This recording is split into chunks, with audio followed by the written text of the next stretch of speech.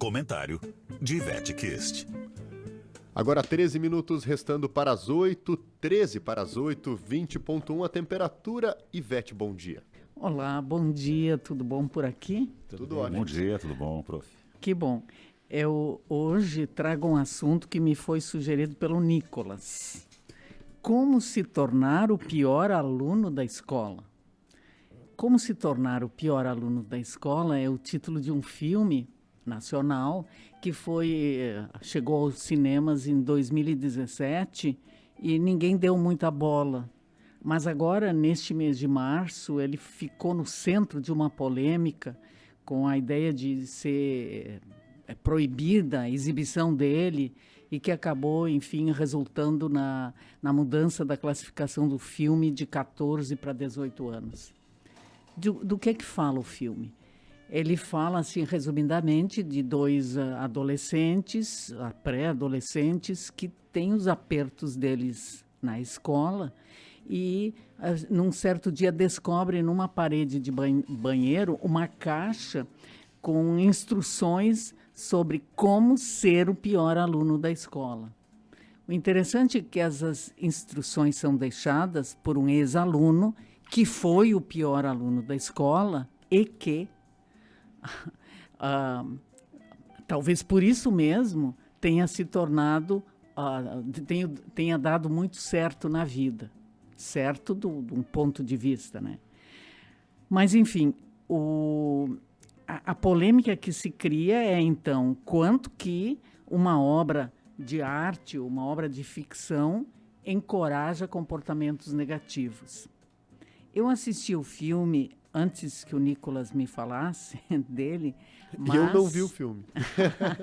Eu só vi a polêmica. Mas só assisti até o fim por causa da polêmica. Eu tenho certeza que eu não teria gastado meu tempo assistindo o filme. Porque é ruim, pelo que eu ouvi dizer, pelo menos. Eu não teria assistido até o fim, não fosse isso. Eu achei o filme pobre, tosco e ruim. Mas resisti bravamente. Agora, eu acho que o filme tem um mérito especial para destacar. Ele puxa para a cena uma discussão, o que mostrar e o que não mostrar para as crianças e os jovens. E acho que este que pode ser o verdadeiro debate. Então, a primeira coisa que me ocorre é que talvez a gente tenha demais medo da ficção, daquilo que não é real, e podia ter mais medo da realidade. Vou dar um exemplo. Vocês lembram do caso do menino Boldrini, que aquilo foi para a TV com cenas, com fotos, com explicações, com minúcias, com depoimentos. Isso na hora do almoço, todo mundo na sala. Eu acho que o potencial de gerar imitação de um fato real pode ser maior do que um fato não real. Eu não vi ninguém censurando a veiculação desse caso, que foi explorado à exaustão. Não vi ninguém se indignando com o horário em que se mostravam essas cenas.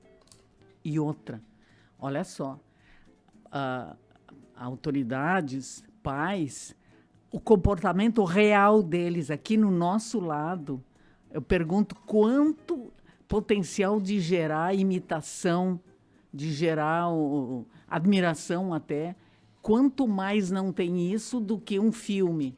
Assim, todo mundo foi numa festa, todo mundo bebeu, e aí o pai sai dirigindo o carro, ou a mãe, e as crianças estão no carro e sabem que houve bebida.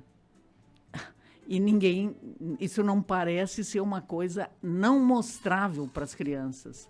Assim como, por exemplo, rir de piadas machistas ou racistas, todo mundo quá, quá, quá, no meio das crianças. Ou então essas notícias de corrupção, onde parece que a corrupção é natural.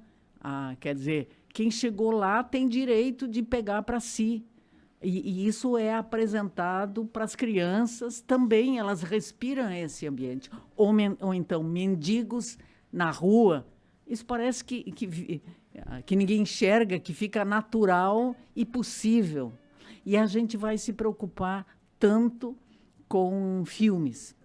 Então, a minha pergunta, e eu deixo para todo mundo pensar, eu estou pensando também, já que a gente não pode pegar todas as lebres, por que que a gente não se concentra a pegar as lebres que são mais perigosas?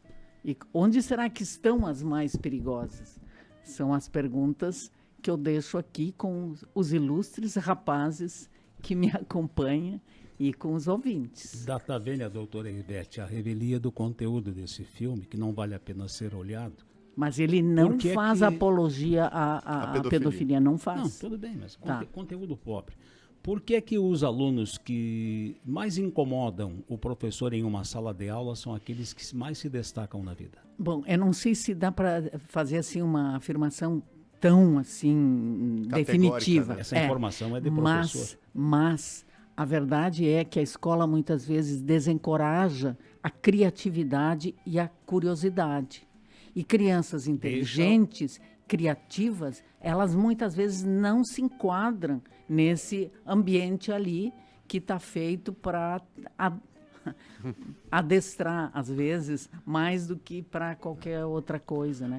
A escola tem seus pecados, a sociedade tem seus pecados, os filmes têm seus pecados, enfim, cabe a quem vive a pensar como vai agir, o que vai fazer, o que vai encorajar e etc. E a escola cabe ensinar. Educar isso. É outro âmbito, né? Eu acho, né, que a escola mais ensina. Ela não tira dos pais a função assim de ser os verdadeiros modelos e educadores. Eu acho que a escola pode trazer belíssimos modelos, ótimo, mas não tira a responsabilidade da casa da gente, né? Em relação a esse filme, apenas para citar, né, porque ele ganhou os holofotes por causa de uma cena que foi divulgada, então, nas redes sociais, mudou a classificação indicativa do filme, ou seja, já teria caído no esquecimento se não fosse esse movimento como fez, e que acabou colocando esse longa em pauta e colocando um produto da arte que pode ser boa ou ruim, nesse caso é de péssimo gosto, assim como muitas tem. Tivemos um tapa também de uma piada de péssimo gosto que aconteceu agora recentemente no Oscar, mas agora é complicado essa questão envolvendo proibir coisas que de fato acontecem, ainda mais em um filme onde, se vamos proibir uma cena como essa, teria que se proibir qualquer tipo de cena ilícita e que é apresentada no cinema, e daí acabaria praticamente com a indústria. Isso mesmo, isso mesmo. Valeu, Ivete. Obrigado, Ivete. Obrigada também. Agora, 7:05, temperatura de 19 graus 9 décimos.